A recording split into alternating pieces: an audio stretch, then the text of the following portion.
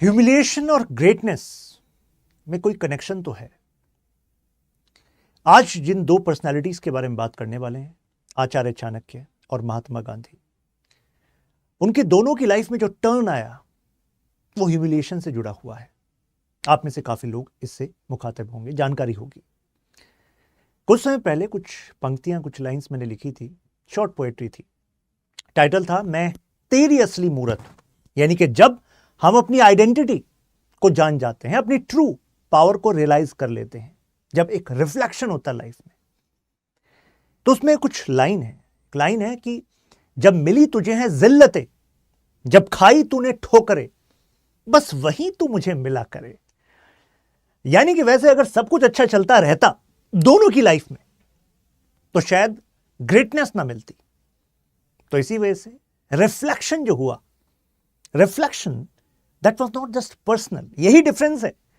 Humiliation बहुत लोगों को मिली, लेकिन किसी ने उसमें कुछ महान पर्पस देख लिया, उसको कुछ ब्रॉड पिक्चर दिख गई, और कुछ लोगों ने उसको ईगो पे ले लिया।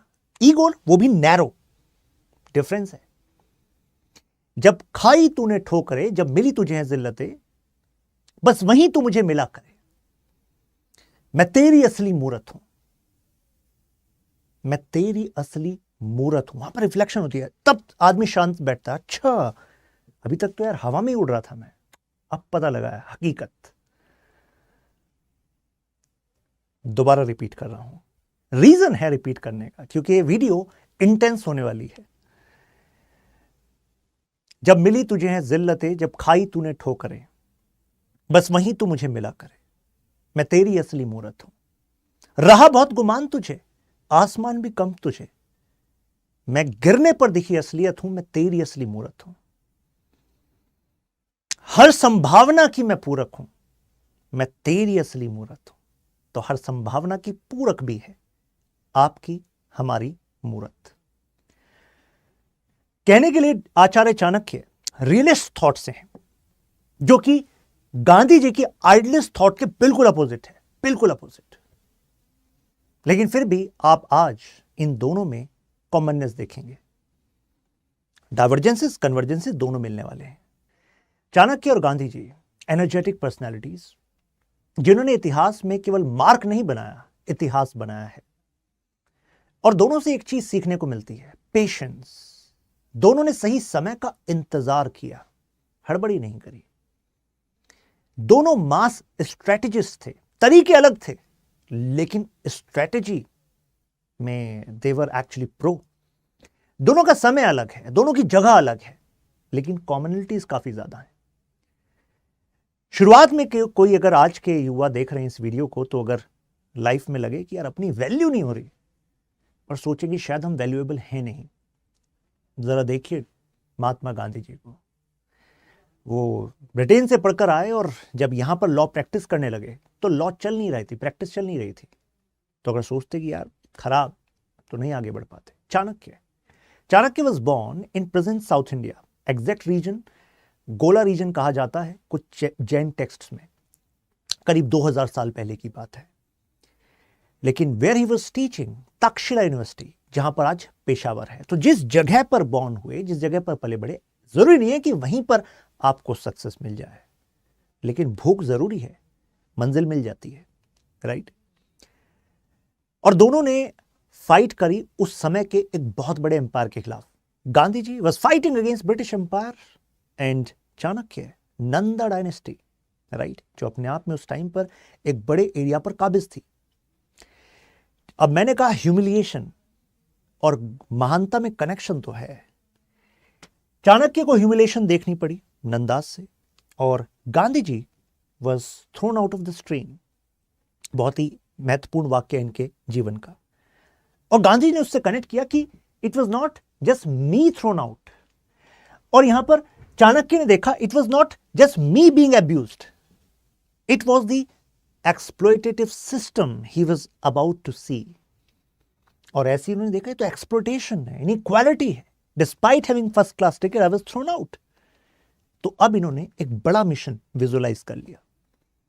चाणक्य को क्लियर था कि इतना करप्शन है, इतनी टायरेनी है, शोषण है इस राजा के राज में, तो अंदर से ऐसा राज्य कमजोर है।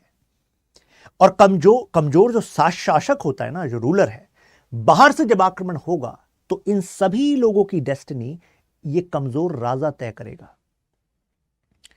चाणक्य कहते हैं कि राजा को विजिगुषु होना जरूरी है, पैशन होना जरूरी है टू एक्सपेंड पावर। अगर भूख नहीं है ना पावर की, बेकार है, ऐसे रूलर को लाना ही नहीं चाहिए, नहीं तो वो अच्छी अच्छी बातें कर लेगा, but expansion of power is necessary. अगर आप एक्सपेंड नहीं करें तो कोई दूसरा आप पर एक्सपेंड कर जाएगा। Chanakya's vision, that's why he talks about विजिगीषु। चक्रवर्ती सम्राट, यहां पर जब गांधी जी की बात करते हैं तो गांधी जी भी ग्रूम कर रहे थे नेहरू जी को।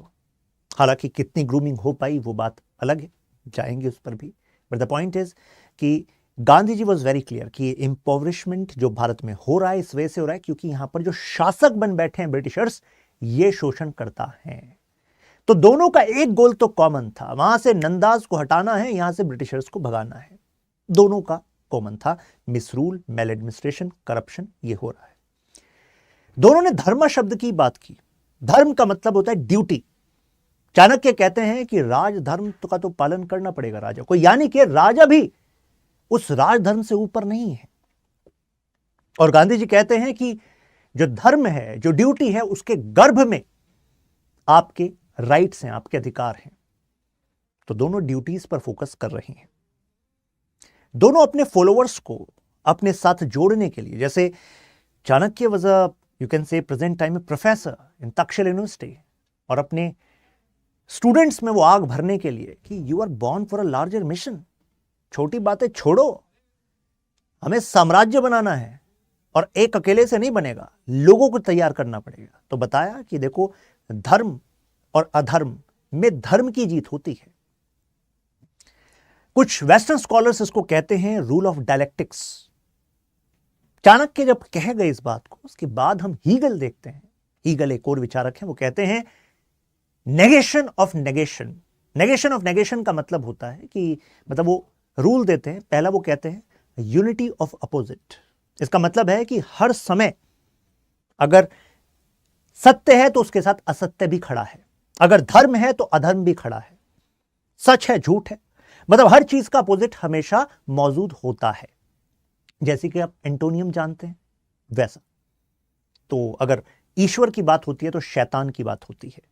तो यानी कि हमेशा यूनिटी ऑफ अपोजिट है, अपोजिट हमेशा साथ खड़े होते हैं। फिर हीगल कहते हैं नेगेशन ऑफ नेगेशन, यानी कि जो भी नेगेटिव है अल्टीमेटली उसकी डिफीट होगी। आपको लगता है ये तो जो धर्म का आइडिया है, जो इंडियन पेनिनसुला में बड़ा हुआ, एंशिएंट टाइम की बात कर रहा हूं, तो वो भी तो यही है, धर्म की जय हो, अधर्म का नाश हो, प्राणियों में सद्भावना हो, विश्व का कल्याण हो। तो धर्म की जय हो मतलब क्या है? इसका धर्म का मतलब वेस्ट के मायनों में जो रिलीजन शब्द है वो नहीं है। इंडियन पेनिनसुला में धर्म का मतलब है ड्यूटी, कर्तव्य। अगर आप अपना कर्तव्य कर रहे हैं, जो भी आपका कर्तव्य, अगर आप आज स्टूडेंट हैं, अगर आप अपना कर्तव्य बेस्ट तरीके से कर रहे हैं, यू आर फॉलोइंग योर धर्म। धर्म की जीत होनी ही है। मतलब this is like principle by which this nature is made. और अगर आप इसको थोड़ा गहराई से सोचें तो can society exist without we understanding our dharma? नहीं एग्जिस्ट कर सकती। हम सबको अपना धर्म पालन करना पड़ता है। तो यानी कि यहां पर चाणक्य कह रहे हैं धर्म का पालन करना पड़ेगा, राइट? और धर्म की ही जीत होनी है। और यहां पर गांधी जी भी कह रहे हैं धर्म यानी कि सत्य, सत्य का पालन, धर्म। और यहां पर अब यहां पर डाइवर्जेंस आपको शो करता हूं। चाणक्य कह रहे हैं कि भाई देखो, राजधर्म का पालन करना है तो यह भी बात जान लो कि आम आदमी की जो नैतिकता है वो राजा की नैतिकता नहीं होगी। यानी कि जब जरूरत पड़े तो साम दाम दंड भेद सब नीतियों को अपनाना पड़ेगा। यानी कि यहां पर चाणक्य कहते हैं धर्म की बात करते हैं राजधर्म, लेकिन धर्म के बारे में उसका जो इस्तेमाल है उसमें चाणक्य अलग है। चाणक्य कह रहे हैं राजा अगर दुश्मन को खत्म करना हो तो पूर्णतः करिए, छोड़िए मत। जो अर्थशास्त्र, जो वर्क है, चाणक्य का एंशिएंट टाइम में, it is one of the most detailed work on realist thought. Administration की इतनी चुनौतियों पर, इवन करप्शन पर इतने डिटेल्ड में लिखा है चाणक्य ने। इतना डिटेल में स्कॉलरली पर्सपेक्टिव हम गांधी जी का नहीं देखते इन विषयों पर। गांधी जी के विषय और उनके विचार अलग हैं जो हम जानेंगे। तो यहां पर डाइवर्जेंस है, यहां पर धर्म है, लेकिन डुअल मोरालिटी का कॉन्सेप्ट आ रहा है एक तरीके से, राइट। यहां पर गांधी जी अब जो बता रहे हैं जरा उसको, आइडिया को समझिए। Gandhi ji was a constructivist, यानी कि कई शब्दों के मायने वो खुद बना रहे थे जिससे कि वो आपको कुछ बातें समझा सकें। कैसे, जरा समझिएगा क्यों वो सत्य की बात करें। गांधी जी कह रहे हैं सत्य की जीत होती है, और लोगों ये बताओ कि जब जीतने वाले हम ही हैं तो जीतने वालों के साथ रहोगे तो तुम्हारी तो जीत सुनिश्चित है। You are on a divine mission. Bharat से अंग्रेजों को भगाना और भारतीय समाज को मजबूत करना ये कोई एक पॉलिटिकल मिशन नहीं है। गांधी जी कंस्ट्रक्टिविस्ट है, नया मीनिंग क्रिएट कर रहे हैं। गांधी जी कह रहे हैं डिवाइन मिशन है, ईश्वर का संकेत है कि ब्रिटिशर क्योंकि ईवल डूअर हैं, ईवल शासन है, तो इसको हटाना होगा। अब यहां पर एक बड़ा सही ट्विस्ट गांधी जी ला रहे हैं, और इससे आपको लगेगा यार गांधी जी मतलब कमाल। अब समझिए क्या बात है। गांधी जी कह रहे हैं कि जब सत्य की बात कर रहे हैं तो वो कह रहे हैं सत्याग्रही ऐसे ही नहीं बना जाएगा कि ठीक है चलो ब्रिटिशर्स को भगाते हैं, नहीं। गांधी जी कह रहे हैं सत्याग्रही बनने के लिए कुछ यम नियम का पालन करना पड़ेगा। क्या नियम? गांधी जी कह रहे हैं पहले समझो कि सत्य है क्या। आप कहोगे क्या है सत्य, गांधी जी बता दीजिए जरा हमें। When British media was observing this Dandi march, and there were many such marches, satyagraha were going on in different places at different places in India. So some British जो जर्नलिस्ट थे उन्होंने लिखा कि we were amazed कि ऐसा भी हो सकता है क्या। क्यों?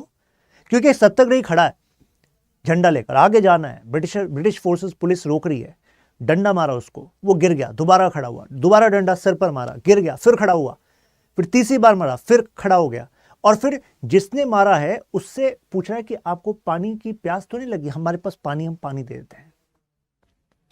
फिर मारा डंडा, इस बार खून निकलने लगा, फिर पूछ रहा है कि आपको पानी की जरूरत हो क्योंकि धूप हो रही है। And that journalist was like ये हो क्या रहा है, गांधी जी ने करा क्या इनके साथ, ऐसा कैसे हो सकता है। हर कोई अपने आपको डिफेंड तो करता ही है। तो गांधी जी वाज सेइंग सत्याग्रही ऐसे ही थोड़ा ना बना जाता, सत्याग्रही बनाए कैसे। गांधी जी कह रहे हैं सबसे पहले सत्य को एक्सेप्ट करना डीपली। सत्य क्या है कि ब्रिटिशर तुम्हारे दुश्मन नहीं है, ब्रिटिश शासन का कार्य दुश्मन है, उनके एक्शंस दुश्मन है। दोनों में डिफरेंस समझो। कई लोगों ने कहा गांधी जी क्या बात कर रहे हो आप, हम तो शुरू से सीखते आ रहे हैं ब्रिटिश दुश्मन है, इनको बाहर भगाना है। गांधी कह रहे बाहर तो भगाना है लेकिन इन पर दोषारोपण नहीं करना। अगर ये यहां पर आए तो इसका कारण यह है कि हम भी कमजोर थे। एक्सेप्ट दिस एज सत्य एंड गैल्वनाइज इनसाइड कि भाई यही सत्य है। और गांधी जी यहां पर एक बहुत ही गूढ़ बात कर रहे हैं, अगर वो आपको हिट हो जाए तो बताइएगा। गांधी जी कह रहे हैं कि जब तक आप सर्कमस्टेंसेस, सिचुएशंस, लोगों को दोषी मानोगे अपने प्रेजेंट हालात का, तब तक आप अपनी रियल पावर देख ही नहीं सकते। दोबारा रिपीट कर रहा हूं, अगर आप ब्रिटिशर्स को अपना कारण मानोगे कि इस वजह से हम कमजोर हैं जी, ब्रिटिशर्स ऐसे हैं, उनकी नीति है, इस वजह से हम कमजोर हैं जी, तो कभी भी तुम अपने आत्मबल को इतना मजबूत नहीं कर सकते कि इतने बड़े साम्राज्य को उखाड़ फेंको। तो पहले ओन योर सिचुएशन कंप्लीटली, पूरी जिम्मेदारी ले ली है लाइफ की, और उसके बाद जो भी तुम करोगे then that will create magic. ऐसी थोड़ी ना गांधी जी के आश्रम में भीड़ लगी पड़ी है और हम मार्टिन लूथर किंग पढ़ रहे हैं, गांधी जी को नेल्सन मंडेला पढ़ रहे हैं, वेलेसा पढ़ रहे हैं, पोलैंड, ऐसी थोड़ी ना। ये रीजन था। चाणक्य और गांधी दोनों साम्राज्य को तोड़ने वाली एक शख्सियत बने कि एक इविल साम्राज्य को तोड़ दिया, राइट। चाणक्य और गांधी जी दोनों को पता था कि खुद पावर में आना जरूरी नहीं। दे वर एट दिस स्टेज कि अब पद छोटी चीज है, इंपॉर्टेंट है लेकिन छोटी है हमारे सामने। हमारे लिए बड़ा इंफ्लुएंस जरूरी है।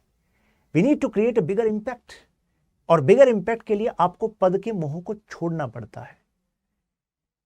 तो चाणक्य जी ने ग्रूम किया चंद्रगुप्त मौर्य को, गांधी जी ने जवाहरलाल नेहरू को।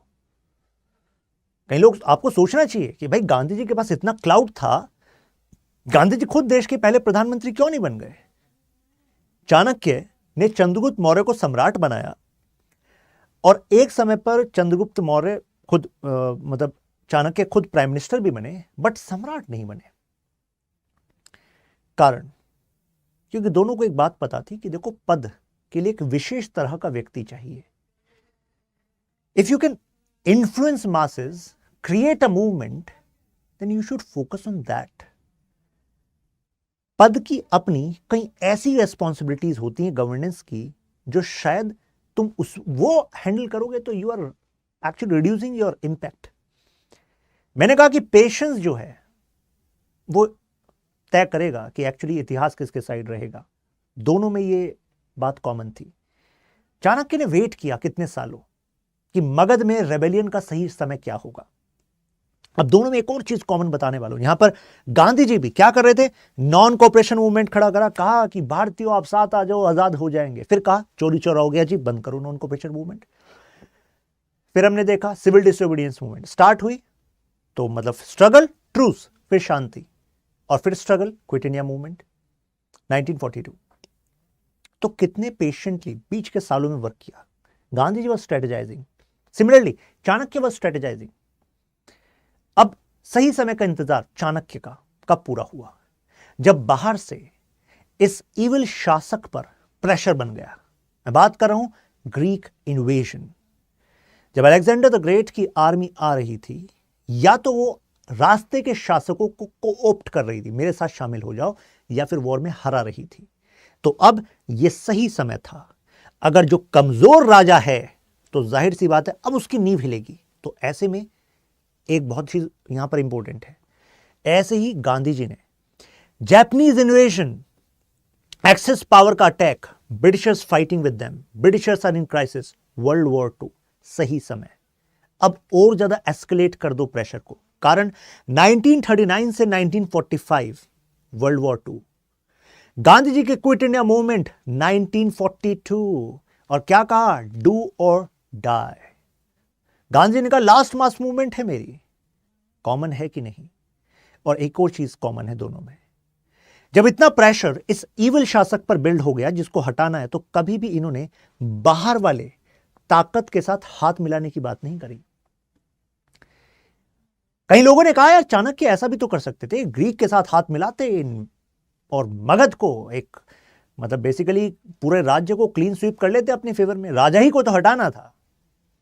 ग्रीक फोर्सेस के बैकिंग पर यहां पर पूरा जो वो चाहते थे एक अखंड भारतवर्ष, वो बन जाता। लेकिन ऐसा नहीं किया।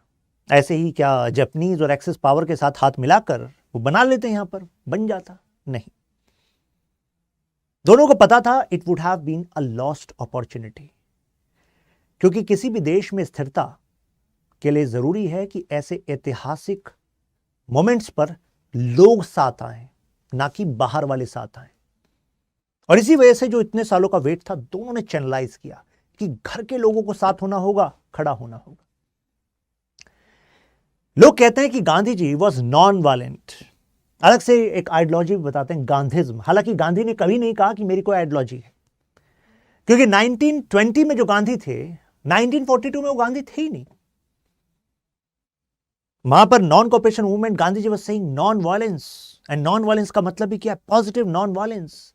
यानी कि my non violence is not just about कि आप वायलेंस ना करो, my non violence is about love towards humans, towards environment, towards everyone. ये है नॉन वायलेंस। गांधी जी का ऐसा कहना था। आपको नहीं लगता कि Gandhi ji was a strategist? Gandhi ji को पता था कि अगर ब्रिटिशर्स को हराना है, मासेस को साथ लाना है, और मासेस को वायलेंस के नाम पर साथ लाने में दिक्कत है। कारण अल्टीमेटली हर किसी के लिए पहली चीज इंपॉर्टेंट क्या है? जान बच जाए भाई, अपनी मेटेरियल वेलबींग अपनी ठीक रहे। और अभी नेशनल कॉन्शियसनेस उतनी नहीं आई थी।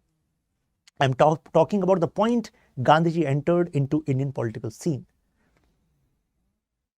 और दूसरा प्रैक्टिकल रीजन, अरे वायलेंस का इस्तेमाल करोगे ब्रिटिश फोर्सेस के पास के खिलाफ, उनको मौका मिल जाएगा, वो आपके अगेंस्ट ज्यादा वायलेंस का इस्तेमाल कर सकते हैं, उससे जो लोग आपके साथ खड़े शायद वो ना आए, दोबारा ना आए। स्ट्रेटेजी। तो non violence became a value, a tool. और उसके बाद 1948 डू और डाई, वहां पर नहीं कहा कि नॉन वायलेंस ही यूज करनी है, कहा कि कोई स्ट्रेटजी नहीं है, आपको जो मर्जी है वैसे आप करो। क्विट इंडिया मूवमेंट ये लास्ट मूवमेंट है, सेल्फ डिफेंस में एक्शन भी ले सकते हो। तो इससे क्या पता लगता है, Gandhi ji was a mass strategist, right. Chanakya again mass strategist. They went to great lengths to co-opt even hostile to them। मतलब कहने का मतलब ये हुआ जैसे गांधी जी ने मौका दिया कि चलो ऐसा करते हैं, जिन्ना आपको बना देते हैं प्रधानमंत्री देश का। इवन नेहरू जी को कन्विंस करने की कोशिश करी गांधी जी ने कि भाई जो मेरे हिसाब से जो बेस्ट लीडर है उसको ठीक है सेकंड रखते हैं, लेकिन अभी किसी और को, दूसरे को चांस दे देते हैं, क्योंकि जिससे कि एक पीस स्टेबिलिटी बने। क्योंकि पहली चीज है कि जब ट्रांजिशन हो रहा हो तो ट्रांजिशन में दोनों को पता था स्टेबिलिटी इज प्राइमरी। चाणक्य ने क्या किया, चाणक्य ने भी इसी तरीके से मगध में जो अमात्य राक्षसा जो कि मिनिस्टर थे नंदास के, कहा कि अब ट्रांजिशन हो रहा है, नंदास का रूल जा रहा है, तो हमें कोई ऐसा चाहिए जिसकी ऑलरेडी पकड़ हो प्रशासन पर, जो उस समय जो डिस्प्यूट्स हो उसको रिजॉल्व कर सके। तो दोनों की स्ट्रेटजी में कॉमननेस दिखती है। हमें क्लियर हो रहा है कि देखो दोनों पॉलिटिकल थिंकर्स थे एट हार्ट, पॉलिटिकल थिंकर्स। महात्मा ठीक है एक वर्ड है, वैल्यूज जो गांधी जी ने फैलाई, जो सोशल मूवमेंट वो कर रहे थे, सोशल इविल्स के खिलाफ बात कर रहे थे, लेकिन हमने देखा कि गांधी जी गॉट द आइडिया कि मेजॉरिटी को साथ रखना है, तो हर एक आइडिया में हम गांधी जी की छाप देखते हैं। एक तरफ गांधी जी कह रहे हैं कि देखो कैपिटलिज्म के खिलाफ नहीं, हम ट्रस्टीशिप मॉडल लाएंगे, यानी कि अंदर से कॉन्शियसनेस हो जो कैपिटलिस्ट क्लास है कि यार हमें ना जो हमारे पास टोटल पैसा आता है वो केवल हमारा नहीं है, उसमें एक बड़ा भाग समाज का भी है। लेकिन गांधी जी की खासियत यह है, कोई भी चीज उन्होंने केवल नॉर्मेटिविज्म में नहीं बताई, केवल एक नॉर्म में नहीं बताई कि अच्छा ये अच्छी बात है इसको कर लो, नहीं, हर चीज की गहनता से लॉजिक समझाया। अगर ट्रस्टीशिप मॉडल भी बताया तो कहा कि देखो ऐसा है कि अगर मान लीजिए पेन प्रोड्यूस होता है तो अब लेबर को कितना पैसा मिलेगा ये सरकार डिटरमाइन नहीं कर रही। इस वजह से कैपिटलिस्ट मन मर्जी से जितने कम से कम में काम हो जाए उतना दे पा रहा है। सरकार ने टैक्सेस भी एक लिमिट तक लगा रखे हैं, तो इस वजह से जो टोटल सरप्लस है, जो प्रॉफिट है, वो तुम्हारे पास एक्यूमुलेट हो पा रहा है। तो एक्चुअल में ये जो पैसा तुम्हारे पास इकट्ठा हुआ तुम्हें लग रहा है कि तुम्हारा है, लेकिन actually it's a social production. कितने सारे लोगों ने अपना समय दिया है इसमें, और उनके समय की रियल वैल्यू आप नहीं निकाल सकते इस बात से कि कम से कम में काम करा दिया। वो कम से कम में आप इसलिए काम करा पा रहे हो क्योंकि सिस्टम तुम्हें फेवर कर रहा है, इस बात को समझो। और अगर नहीं समझा तो जो असमानता होगी, इनइक्वालिटी होगी, उससे क्या होगा, अनस्टेबिलिटी। इनस्टेबिलिटी होगी तो क्राइसिस होंगे, क्राइसिस होगी तो कोई सोसाइटी आगे नहीं बढ़ सकती, राइट। और दोनों ने कल्चरल ईडियम्स का इस्तेमाल किया, मतलब वो जानते थे संस्कृति की पावर क्या है, धर्म का जो प्रयोग है वो भी जरूरी माना गवर्न करने के लिए। गांधी जी ने राम राज्य की बात की, यहां पर अखंड भारत की बात हुई, लेकिन यहां पर एक डिफरेंस भी है। राम राज्य की बात की, जस्टिस होगी, प्रॉस्पेरिटी होगी, और जो राजा होगा वो हर एक सिटीजन को एक पिता की तरह देखेगा कि यार मतलब ये मेरे बच्चे हैं। चाणक्य अखंड भारत की बात कर रहे हैं, पूरी जो हमारा मतलब हम बात कर रहे हैं जहां पर आज अफगानिस्तान है, उससे लेकर पूरा भारतवर्ष एक होगा, कल्चरल हार्मनी होगी। अब दोनों का रीजन समझिए। गांधी को पता था कि अगर राम राज्य होगा तो स्टेबिलिटी होगी, स्टेबिलिटी होगी तो देश स्ट्रांग होगा, सोशल हार्मनी होगी तो ऐसे में स्टेबिलिटी आएगी। चाणक्य का आइडिया अलग था। चाणक्य को पता था कि अगर तुम एक होगे ना तो दूसरा तुम पर हमला करने से पहले 10 बार सोचेगा। For security strength is necessary. यहां पर गांधी जी हमें सॉफ्ट पावर की तरफ इंक्लाइंड दिखते हैं, कल्चरल पावर पर स्ट्रेस करते हुए दिखते हैं। लेकिन चाणक्य कहते हैं कि देखो ऐसी बात है, मिलिट्री एंड इकोनॉमी यही हैं दो की पिलर्स स्ट्रेंथ के। तो पैसा और हथियार दोनों जरूरी है, यानी कि हार्ड पावर यहां पर हमें दिखता है। तो यहां पर हमें एक आइडियलिज्म दिखता है, आदर्शवाद दिखता है कि ऐसा होना चाहिए, हथियार और जो पैसा है केवल यही नहीं। लेकिन यहां पर दिखता है हकीकत ऐसा ही है भाई, जब हथियार और पैसा होगा तभी सुरक्षा दे पाएगा राजा, तभी मेटीरियल वेलबींग अपनी जनता की कर पाएगा राजा। तो यहां पर हमें डिफरेंस दिखता है दोनों के आइडियाज में, राइट। कुछ लोग कहते हैं गांधी के आइडिया ज्यादा ब्रॉडर हैं क्योंकि वो आइडियलिस्ट हैं, राइट। आइडिया ऑफ स्टेट देखिए, चाणक्य का मानना था कि preservation of state is top most priority, यानी कि राष्ट्र हित की बात आएगी, राष्ट्र सुरक्षा की बात आएगी तो उसमें हर चीज जायज है। आपको नहीं लगता कि आज जो इंडिया की फॉरेन पॉलिसी है उसमें हमें चाणक्यन इंसाइट्स दिखती हैं? बिल्कुल दिखती हैं। Chanakya's ideas of mandal theory of saptang siddhant are very much visible. Example दूं आपको, एग्जाम्पल सुनिए। चाणक्य का साप्तांग सिद्धांत कहता है किसी भी स्टेट के 7 अंग होते हैं और 7 अंग का जो केंद्र है वो है राजा, यानी कि रूलर। चाणक्य कहते हैं अगर रूलर मजबूत है ना तो जनता मजबूत हो सकती है, पैसा आ सकता है, देश मजबूत देश आपके साथ खड़े हो सकते हैं, फोर्सेस मॉडर्नाइज हो सकती हैं, सब कुछ हो सकता है अगर राजा मजबूत है। तो आज के प्रेजेंट टाइम में हम कह सकते हैं अगर केंद्र में पूर्ण बहुमत है तो। रिलेट कर रहे होंगे आप। गांधी जी कह रहे हैं कि देखो स्टेट तो ठीक है बट द पॉइंट इज मैं स्टेट के पूरी तरह फेवर में नहीं हूं। आप कहेंगे क्या बात कर रहे हैं गांधी जी, आप तो कह रहे हो कि ब्रिटिशर्स को बाहर भगाना है, देश में आजादी को लाना है। गांधी जी कह रहे हैं आजादी का मतलब केवल ब्रिटिशर को बाहर भगाना नहीं है। आप कहोगे गांधी जी अब ये ज्यादा गहरी बात हो रही है, व्हाट इज दिस, ब्रिटिशर को बाहर भगाना ही तो आजादी है। गांधी कह रहे नहीं, तुम मेरी बात को समझे नहीं हो, आते नहीं हो तुम साबरमती आश्रम में सुनने मेरी बात को, मेरी किताबें पढ़ते नहीं हो तुम। गांधी जी कह रहे थे कि एक्चुअली ट्रू फ्रीडम केवल ब्रिटिशर को बाहर भगाना, ब्रिटिशर्स को बाहर भगाना इज अ पॉलिटिकल फ्रीडम, उसके बाद हमें सोशो इकोनॉमिक फ्रीडम लानी पड़ेगी। अगर ब्रिटिश राज कर रहे थे और ग्राउंड पर जो जनता है, डिसएडवांटेजेस सेक्शन है, वो शोषण झेल रही है अपने ही देश के लोगों से या फिर ब्रिटिश ताकतों से, और अब ब्रिटिशर चले गए, अब भारतीय ही लोग लीड करने लगे, लेकिन अब भी अगर वो शोषण झेलते रहेंगे तो मुझे बताइए उनके लिए आजादी का कोई मतलब होगा क्या? नहीं। गांधी जी ने देश घुमा तो उन्होंने देखा कि अरे ऐसे ऐसे गांव हैं भारत में जहां पर दूर दूर तक फर्क ही नहीं पड़ता कि सरकार बदलती है, सरकार है कौन, कानून है कौन, पता ही नहीं। Those villages are run by social institutions, सामाजिक संस्थाओं द्वारा चलाए जा रहे हैं। For example Panchayati Raj which today became a constitutional institution, मतलब कि एक लीगल इंस्टीट्यूशन बन गया, उस समय वो एक सामाजिक संस्था ही तो थी और काफी कारगर थी। तो गांधी जी को विश्वास था अरे जहां तक हमारे कानून नहीं जा पा रहे, ये सामाजिक संस्थाएं वहां पर गांव की समस्याओं को सुलझा पा रही हैं। तो गांधी जी का विचार था कि यार यहां पर पहले ट्रांसफॉर्मेशन लाना पड़ेगा तभी जाकर आजादी आएगी।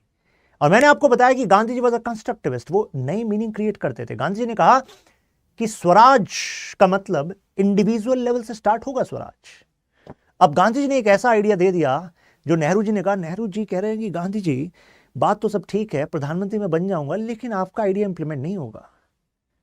गांधी जी वॉज लाइक चाहत तो यही है, चाहत तो यही है। Now Nehru ji and Patel were like कि गांधी जी चाहत तो है आपकी, अच्छी बात है, लेकिन इंटरनेशनल पॉलिटिक्स इसके अनुकूल नहीं है। आप कहोगे मतलब क्या है इसका? गांधी जी का कहना था preservation of soul of social fabric, यानी कि कल्चर। आप कहोगे अभी रिलेट नहीं हुआ सर, अभी होगा रिलेट। गांधी जी कह रहे हैं कि स्टेट इज इविल, यानी कि अगर कहीं पर सरकार मौजूद है तो उसका मतलब है कि जनता कमजोर है। आप कमजोर हैं अगर यहां पर मौजूद है। मतलब क्या है? यहां पर इस बात की गहराई को समझिएगा। गांधी जी का कहना था आपको सरकार की जरूरत इस वजह से पड़ती है क्योंकि जनता बिना सरकार के रहने में सक्षम नहीं है। यानी कि वो पुलिस स्टेट की बात कर रहे हैं। गांधी जी कह रहे हैं कि आप कानून तोड़ते हो, दूसरे का हक मारते हो, इस वजह से ऐसा ना हो तो आपको सरकार की जरूरत है। गांधी जी कह रहे हैं अब जब जो गांधी जी कह रहे हैं मेरा कहा हुआ जब स्वराज आ जाएगा तो इंडिविजुअल लेवल पर स्वराज होगा। व्यक्ति जब अपनी इंद्रियों पर राज करेगा, ऐसा समाज जब इंद्रियों पर राज करेगा तो ऐसे में राज्य की जरूरत ही नहीं पड़ेगी, क्योंकि राज्य हमेशा कुछ लोगों को पावर देता है, और जब कुछ लोगों को पावर मिलती है तो हमेशा वो लोग उसका मिसयूज करने की एबिलिटी रखते हैं, और मिसयूज होता है। तो गांधी जी कह रहे हैं एक ही इलाज है इसका, स्टेटलेस सोसाइटी। वो होगा गांधी जी का राम राज्य। अब जब गांधी जी ने ये बात करी तो मार्क्सिस्ट वर लाइक ओहो गांधी जी, मतलब गांधी जी फाइनली मार्क्स की बातों को मान रहे हैं। गांधी जी वाज लाइक तुम दूर हो जाओ, मार्क्स की बातों को नहीं मान रहा मैं। कारण मैं ये जरूर कह रहा हूं स्टेटलेस सोसाइटी, मैं ये जरूर कह रहा हूं, लेकिन बात समझो, मैं कह रहा हूं कि इंडिविजुअल लेवल पर स्वराज होगा, फिर विलेज लेवल पर स्वराज होगा। मार्क्सिस्ट वर लाइक यही तो मार्क्स कह गए गांधी जी, यही तो है कि एक स्टेटलेस सोसाइटी होगी, ये सरकारों की जरूरत ही नहीं है, वर्ल्ड में सरकारें खत्म हो जाएंगी। तो जब ये सारी डिस्कशन चल रही थी तो जो प्रैग्मेटिक लीडर्स थे इंडिया के, रियलिस्ट, मतलब आप सरदार पटेल का नाम ले सकते हैं, तो उन्होंने कहा यार बात ठीक है नेहरू जी, गांधी जी की, बट पॉइंट इज बहुत आगे की बात है, यूटोपिया है ये, इतनी अच्छी बात है कि हकीकत से परे है। तो हम देखते हैं कि ये बातें चाणक्य में नहीं दिखती। Chanakya is a clear realist. Chanakya कह रहे हैं स्टेट की जरूरत है भाई।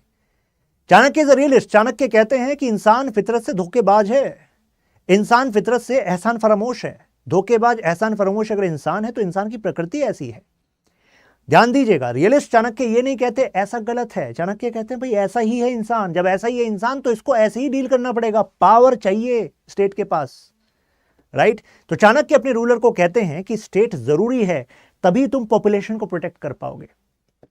जबकि गांधी जी कहते हैं अगर स्टेट मौजूद है ना, यानी कि सोसाइटी तुम कमजोर हो, तुम इतने मजबूत नहीं हुए, तुम्हें अभी भी किसी मॉनिटर की जरूरत है, सेल्फ डिसिप्लिन बनो। तो Gandhi ji was saying self discipline बनो, अपने अंदर की कमजोरियों को हटाओ, तब जाकर तुम जो है स्वराज लाओगे, ये गांधी जी का कहना था। तो यानी कि स्वराज आएगा तो इंटरनल वीकनेस जाएंगी सोसाइटी की, और तब जाके लोग सेल्फ कंट्रोल करेंगे। हालांकि गांधी जी की खुद की जो लाइफ थी, माय एक्सपेरिमेंट्स विद ट्रुथ में गांधी जी कहते हैं वो एक्सपेरिमेंट थे रिगार्डिंग सेल्फ कंट्रोल। तो Gandhi ji is more concern about people, ऐसा लगता है। क्यों? स्वराज में गांधी जी इंटरनल स्पिरिचुअल एक रिवोल्यूशन लाना चाहते थे। And Chanakya was focusing on state preservation, administration. इन बातों पर चाणक्य के आइडियाज थे। चाणक्य कह रहे हैं किंग है नाभि, रूलर, इसको मजबूत करना पड़ेगा। और ये मजबूत तो आमात्य की हिम्मत नहीं है कि वो करप्ट हो जाए या वो वीक हो जाए। अगर वो वीक, किंग उसका सफाया कर देगा। फोर्ट मजबूत करने पड़ेंगे मॉडर्न टाइम में, जैसे मिलिट्री बेसिस को मजबूत करना पड़ेगा, मित्र मजबूत करने पड़ेगा। राजा मजबूत है ना तो वो स्ट्रांग मित्रों के साथ कनेक्ट होगा। मित्रों, समझ रहे हैं ना, मतलब जैसे कि मॉडर्न टाइम में ग्रुपिंग्स, राइट, जैसे क्वाड, राइट। बल, मिलिट्री स्ट्रेंथ जरूरी है। चाणक्य कह रहे हैं इसके बिना काम नहीं होगा भाई। तुम शांति का पाठ पढ़ाते रहो, अगर तुम वीक हो गए, शांति का पाठ पढ़ाते रहे, तो ये समझो ना कि तुम्हें तो वैसा होना पड़ेगा ना जैसी दुनिया की हकीकत है। कोश, अपनी इकोनॉमी को स्ट्रांग करना पड़ेगा। Power shakes hand with power. तो अगर तुम ताकतवर हो तभी तुम्हारे स्ट्रांग मित्र बनेंगे। तुम सोचते रहो नहीं हमें स्ट्रांग मित्र बनाने हैं, कोई तुम्हें टाइम तक नहीं देगा। जनपद का मतलब है जनता, जनता को स्ट्रांग करना पड़ेगा, इस डेमोग्राफिक डिविडेंड का फायदा उठाना पड़ेगा। दैट वाज साप्तांग, ये 7 अंग हैं, इनको मजबूत करना है। तो एक तरीके से ये जो कॉन्सेप्ट है, अब इसको अगर कनेक्ट करें गांधी जी से, Gandhi ji was talking about Sarvodaya. Gandhi was more focused on nuances of Janapada, यानी कि इसमें भी जो सबसे पीछे हैं उनका उत्थान करना जरूरी है, तभी सोसाइटी में हार्मनी आएगी। इकोनॉमिक स्वराज की बात करते हैं गांधी। गांधी जी कहते हैं कि अगर एक बड़ी जनता गरीबी में है तो ऐसे में शासन को कभी सफल नहीं कह सकते, भले कितनी मिलिट्री स्ट्रेंथ हो। वो कह रहे हैं कि बेसिक नीड्स को फुलफिल करना पड़ेगा और हमें ग्रीड के पीछे नहीं भागना, हमें एनवायरमेंट को प्रोटेक्ट करना है। कई जो गांधीयन हैं उनका मानना है कि दुनिया ने गलत ट्रैक पकड़ लिया है। अगर दुनिया का ट्रैक सही होता तो क्लाइमेट चेंज का इतना बड़ा इशू ना होता। उनका कहना है कि गांधी जी कहते थे कि consumerism is going to lead to madness. और आज काफी हद तक हम देख रहे हैं कि जो देश बहुत ज्यादा पैसे वाले हैं वहां इकोनॉमिक डेवलपमेंट हुआ है, पैसा बहुत आया है, गैजेट्स हैं, लग्जरी आइटम्स हैं, लेकिन मैडनेस का एलिमेंट है। हम कह सकते हैं कि मेंटल इलनेस भी उन जगह ज्यादा है। तो यानी कि कनेक्शन तो है गांधी जी के व्यूज का, राइट। गांधी जी इकोनॉमिक स्वराज के लिए कह रहे हैं लैंड रीडिस्ट्रीब्यूशन, जैसे लैंड रिफॉर्म्स में गांधी जी कह रहे हैं कि जो गरीब किसान है उस पर काम कर रहे हैं, और ब्रिटिशर्स की शोषित नीतियों के कारण पैसा और पावर इकट्ठी हो गई जमींदारों पर, कुछ तो करना पड़ेगा। कॉटेज इंडस्ट्रीज को रिवाइव करना पड़ेगा और खादी को प्रमोट करना पड़ेगा। यानी कि इन बारीकियों पर गांधी जी बात कर रहे थे। सोशल स्वराज की बात कर रहे थे, कह रहे थे कि इनिशिएशन लेना पड़ेगा, जैसे जो सामाजिक कुरीतियां हैं, अनटचेबिलिटी, संप्रदायवाद, कम्युनलिज्म, इनको हटाना पड़ेगा। तो गांधी जी यानी कि इन एस्पेक्ट्स पर देखें तो विजनरी लीडर लगते हैं, और चाणक्य इन एस्पेक्ट की जगह वहां हार्ड पावर पर, एडमिनिस्ट्रेशन पर, प्रिजर्वेशन ऑफ स्टेट पर फोकस कर रहे हैं। दोनों में डिफरेंस है, क्योंकि ये आइडियलिस्ट हैं और गांधी जी रियलिस्ट हैं। उनका मानना है चाणक्य का कि अगर स्टेट मजबूत, economic policies are strong, livelihood opportunities are created, trade is becoming easier, transparency is there, corruption is becoming less, तो ultimately prosperity will be there. That is their idea. यहां पर गांधी सर्वोदया की बात कर रहे हैं। गांधी जी कह रहे हैं कि अगर आप पैसे में किसी को इक्वल नहीं कर सकते, डिग्निटी में तो इक्वल कर सकते हो। तो एक सफाई कर्मचारी हो या फिर एक बैरिस्टर हो, दोनों की डिग्निटी सेम है। गांधी जी का कहना था इस वजह से जो भी आप काम करते हो, चाहे आप बैरिस्टर हो, लेकिन अपने समय, अपने दिन का कुछ समय आपको फिजिकल लेबर में गुजारना चाहिए, मतलब फिजिकल वर्क करो, जिससे आपको वैल्यू पता लगे कि जो किसान है उसने कितना फिजिकल वर्क किया होगा, जब जाकर आपके प्लेट में अनाज आ पाया है। आप इस साफ सुथरे एनवायरमेंट में खड़े हो, जैसे मैं क्लास ले रहा हूं, आप बैठे हो, तो इसलिए आप आए क्योंकि किसी ने यहां पर फिजिकल वर्क करके इसे इसके अनुकूल बनाया है, जिससे कि हमारे अंदर उनके प्रति सम्मान की भावना आ सके। That equality in dignity is necessary for a society. वो ब्राइट लेबर कॉन्सेप्ट यही है जो मैंने आपको कहा कि every person should actually do some form of physical labour. Gandhi ji खुद भी करते थे साफ सफाई, इधर उधर जो आश्रम का काम होता था। तो यानी कि वो जानते थे जो पेन है, जो हार्डशिप्स हैं फिजिकल वर्क में, अगर इसको हम करेंगे तब जाके वो ड्यू रेस्पेक्ट होगा। अब जरा डिफरेंस देखते हैं। सबसे बड़ा डिफरेंस, चाणक्य का कहना था मीन्स और एंड अलग अलग है। एंड मैटर करता है। अगर देश की सुरक्षा प्रायोरिटी है तो मीन्स थोड़ी ना देखेंगे, मीन्स कुछ भी हो, देश की सुरक्षा जरूरी है तो उसके लिए अगर कुछ लोग जाना पड़ेगा। Security and prosperity comes at a cost. तो कई बार जो सो कॉल्ड मोरालिटी उसको साइडलाइन करना पड़ेगा। That was Chanakya. यानी कि एंड और मीन्स में मीन्स और एंड का कनेक्शन नहीं है। एंड मतलब जो आप चाहते हो ना अचीव करना, वो जरूरी है, तरीका मायने नहीं रखता। कई लोग इससे ना मिसकॉन्स्टिट्यूट कर देते हैं चाणक्य को, और वो अपनी पर्सनल कि भाई हम कुछ भी गलत कर रहे हैं, देखो एंड ही तो मैटर करता है, चीटिंग करके पास हो जाएंगे। चाणक्य ने कहा था, चाणक्य अगर होते ना तो बताते आपको। चाणक्य कह रहे हैं कि भाई ये जो मैं कह रहा हूं ये नेशन के लिए कह रहा हूं, नेशनल सिक्योरिटी के लिए कह रहा हूं। तो राजा जो है वो मीन्स को, किसी भी मीन्स को इस्तेमाल कर सकता है। अल्टीमेटली जो एंड है वो है नेशनल इंटरेस्ट, राष्ट्र का हित। केवल इसलिए इस्तेमाल करने की बात कर रहे हैं, कॉमन लाइफ में नहीं, राइट। तो यानी कि एंड जस्टिफाइज द मीन्स। अगर एंड अंत भला तो सब भला, राइट। नोबल इविल मीन्स इसके चक्कर में पड़ने की जरूरत नहीं है। साम दाम दंड भेद, जिसका इस्तेमाल करना पड़े करो।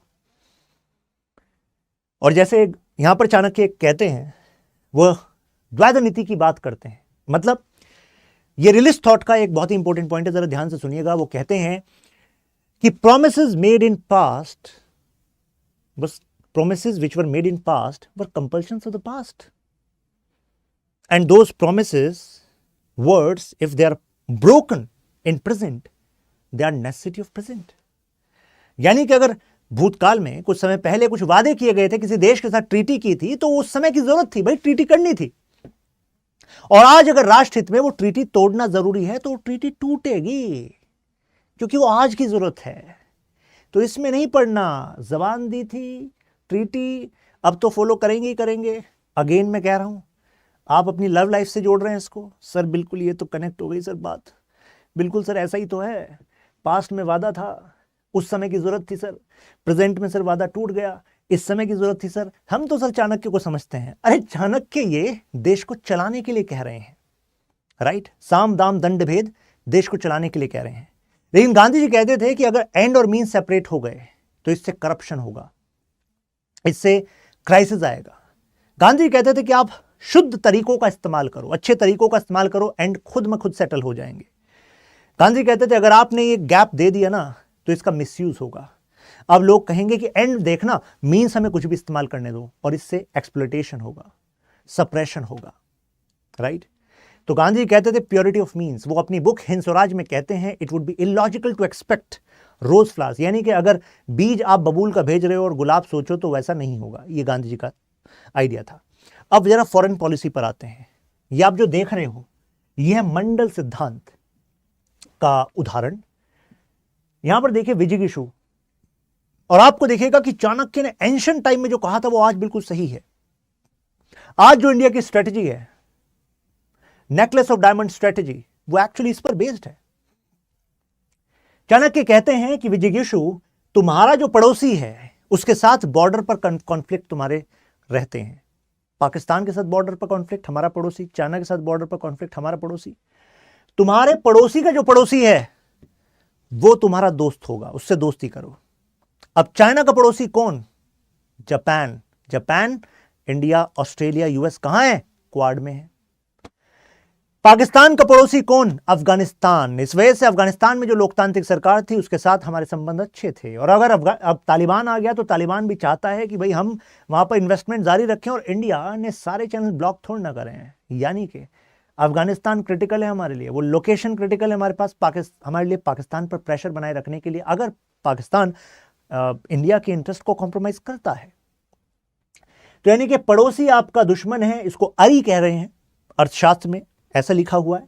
और उसका पड़ोसी मित्र है, मित्र, और फिर उसके पीछे अरिमित्र। तो कहने का मतलब है जियोपॉलिटिक्स की एक ऐसी इंसाइट जो आज तक लागू है, राइट। यहां पर वो कहते हैं कि ये समझ लीजिए कि अगर कोई देश, आप सोच रहे हो कि अब बिल्कुल शांति हो गई है, शांति नहीं हुई है, वो युद्ध की प्रिपरेशन कर रहा है। वो कह रहे हैं कि फॉरएवर वॉर, यानी कि या तो कोई युद्ध की तैयारी कर रहा है या युद्ध पर है। तो इस वजह से वो कह रहे हैं, चाणक्य कह रहे हैं चक्रवर्ती सम्राट बनना पड़ेगा तुम्हें। चक्रवर्ती सम्राट का मतलब है कि समझ लो कि forever war is the reality. यानी कि आज भी अगर मैं आपको मॉडर्न टाइम की फॉरेन पॉलिसी की बात करूं तो एक कॉन्सेप्ट है हमारे पास, सिक्योरिटी डिलेमा। यानी कि हर समय पर दुनिया में एक सिक्योरिटी डिलेमा बना हुआ, और इसी वजह से ताकतें, चाहे यूनाइटेड नेशंस वहां पर मौजूद है, कह रहा है हम पीस के लिए खड़े हैं, लेकिन कोई यूएन के भरोसे क्या हथियार पर फोकस नहीं करता? करते हैं ना देश। अगर उसको पता है कि यार बॉर्डर पर कॉन्फ्लिक्ट है तो हथियार पर फोकस करते हैं। अरे जो लोग हथियार पर इतना फोकस नहीं करते थे, जैसे रशिया यूक्रेन क्राइसिस देखा तो अब हथियारों पर फोकस करने लगे कि नहीं करने लगे? फॉर एग्जाम्पल फिनलैंड, स्वीडन, ये देश अब हथियारों को ज्यादा खरीद रहे हैं। यानी कि वॉर के सर्कमस्टेंसेस हमेशा बने रहते हैं, ये हकीकत है, क्योंकि हमेशा इनसिक्योरिटी बनी हो रहेगी, तो आपको अपनी पावर को एक्सपेंड करना होगा। ये एक बुक है Gandhi on war and peace, Rashmi Sudhapuri इसमें लिखती हैं, looked upon the problem of war as the most important problem. वो कहते हैं कि जो आज की दुनिया की सबसे बड़ी समस्या है वो वॉर है। तो एक तरफ चाणक्य कहते हैं वॉर तो हकीकत है भाई, वॉर पे अगर तुमने नहीं जाने की सोची तो तुम्हें कोई वॉर में सब्जुगेट करेगा। तो ताकत इतनी बढ़ा लो कि कोई तुम पर वॉर करने से पहले 10 बार सोचे। इसको हम कहते हैं मॉडर्न टाइम में डेटरेंस। ये आइडिया दे रहे थे चाणक्य। गांधी कह रहे हैं कि वॉर सबसे बड़ी प्रॉब्लम है। वॉर से तुम, मतलब अगर दूसरे पर वॉर करके तुम अपने आप को सिक्योर करने का सोचो तो वो ठीक नहीं होगा। That is not going to be beneficial for your nation, ऐसा गांधी जी कह रहे हैं। गांधी कह रहे हैं शांति से ही समृद्धि है। गांधी कह रहे हैं ये जो जस्ट और अनजस्ट वॉर की परिकल्पना है, मैं इसको भी रिजेक्ट करता हूं। कई देश कहते हैं ये वॉर जरूरी था ना, इस वजह से करना पड़ा, ये अनजस्ट था, ये नहीं होना चाहिए था। गांधी कह रहे हैं वॉर होता है, यानी कि अल्टीमेटली हमें वॉर से दूर जाना होगा। आप कहेंगे गांधी जी हम क्यों सुने आपकी बात? गांधी जी कह रहे हैं जरा सुनो बात को, मैं इसका लॉजिक देता हूं, और आपको पता है गांधी जी लॉजिक बहुत अच्छे देते हैं। सुनिए, गांधी जी आपसे कह रहे हैं ये बताओ तुम एनिमल हो कि ह्यूमन हो? अरे आपसे पूछ रहे हैं भाई, आप बताइए कमेंट में, एनिमल है कि ह्यूमन है? आप कहेंगे गांधी जी इतनी बात तो क्लियर है, देखो सर ह्यूमन है हम।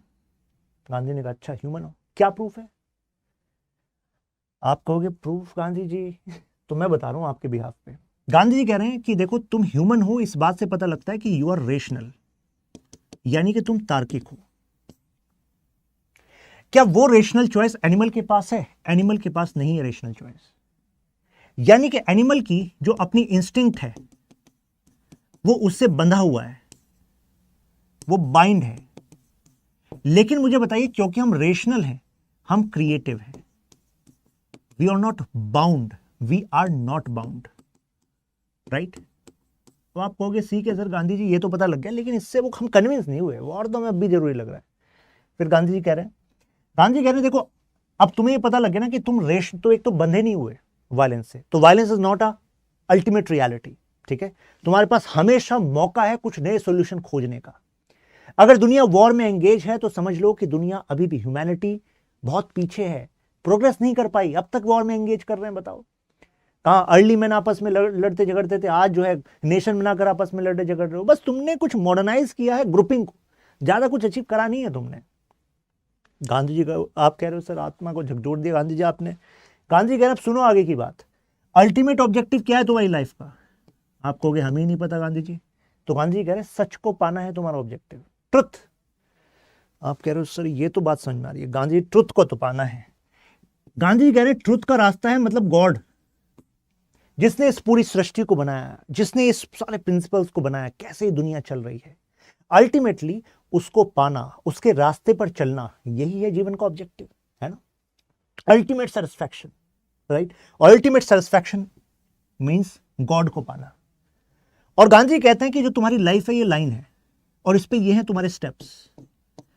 गांधी कहते हैं कि जो वायलेंस है ना वो एनिमल वर्ल्ड का वर्ड है, क्योंकि ये इनकी इंस्टिंक्ट है, बेसिक इंस्टिंक्ट है। नेचर ने ऐसा बनाया कि इनको वायलेंट बनाया एनिमल्स को, majority of animals they are talking about. लेकिन जो ह्यूमन है they are not bound by this violent instinct, क्योंकि ह्यूमन रेस सुपीरियर रेस है, किसी बड़े काम के लिए बनी है। तो अगर आपको गॉड के रास्ते पर जाना है तो मुझे बताइए सैटन के रास्ते जाएंगे क्या, शैतान के रास्ते जाएंगे क्या? क्योंकि शैतान का रास्ता है वायलेंस का रास्ता। गांधी का कहना है जब आप वायलेंस यूज करते हो तो आप अपने अंदर कुछ बदल देते हो, अपने अंदर बदल देते हो, दूसरे के साथ जो करते हो अपने अंदर एक परमानेंट शिफ्ट ले आते हो।